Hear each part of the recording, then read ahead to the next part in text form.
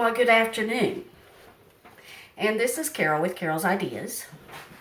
And it's Saturday at my house. And last week I told you that I was going to show you how to make Smokey barbecue chili. Now I know it's not wintertime, but sometimes I like to make a pot of chili. Now, the recipe, I've already put it on my page, Carol's Ideas page. Yeah, there you go. And I guess I should have turned my burners on before I started. But the recipe calls for to take a small, like a medium-sized onion, and put it in some oil or butter. There you go. And we're going to saute that for a little bit. Now, it also calls for a pound of hamburger, but I like to use sausage. So, I don't know. The sausage to me makes it a little better. But that's up to you. That's your prerogative if you want to use sausage or hamburger. But I've already done my sausage earlier. And as you can see, I've got it all browned and ready to go. And the recipe says to add the onion to the meat when you're done. But I want to show you this little gadget.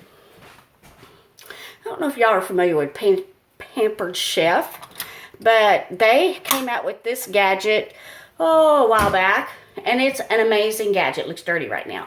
But one of the things you could do is you do this, and you do it down in your meat, and it breaks the meat up so that you can break it and crumble it better, and you can turn it this way. It's a wonderful, wonderful kitchen gadget that every kitchen needs to break up hamburger or sausage or even turkey if you want to put that in your chili.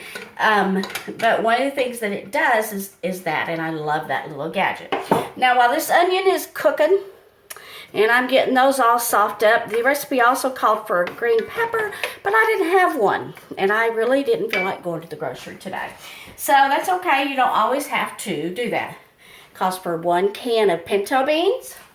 I'll put that in here and dump that all in there with the meat already. And calls for 2 cans of diced tomatoes. Pour 1.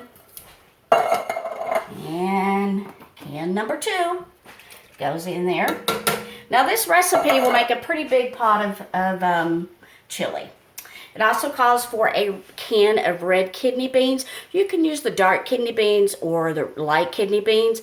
Or if your kids or your family doesn't like kidney beans, you can also do another can of like pinto beans or any kind of other bean that you want to use.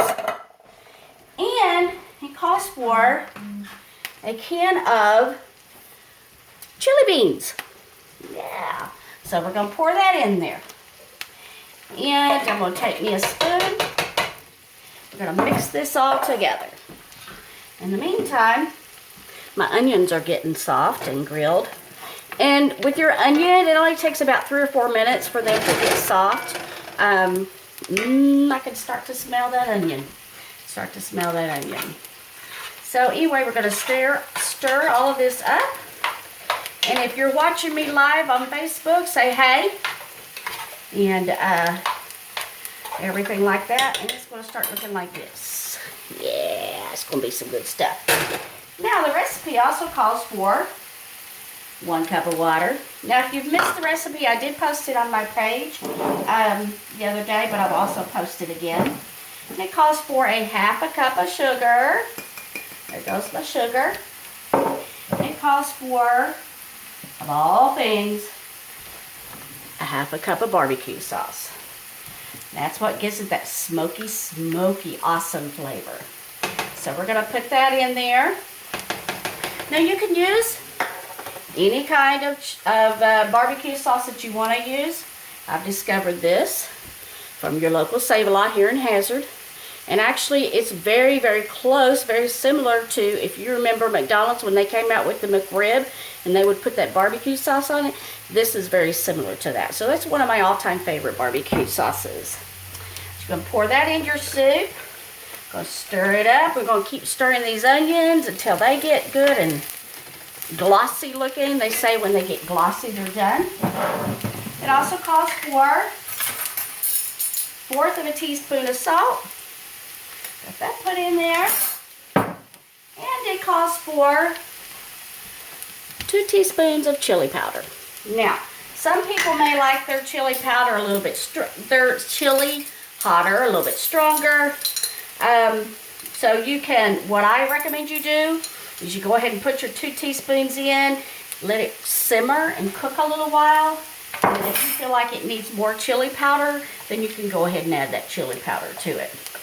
And this is starting to look delicious. I'm gonna turn my burner up a little bit and see what's going on here.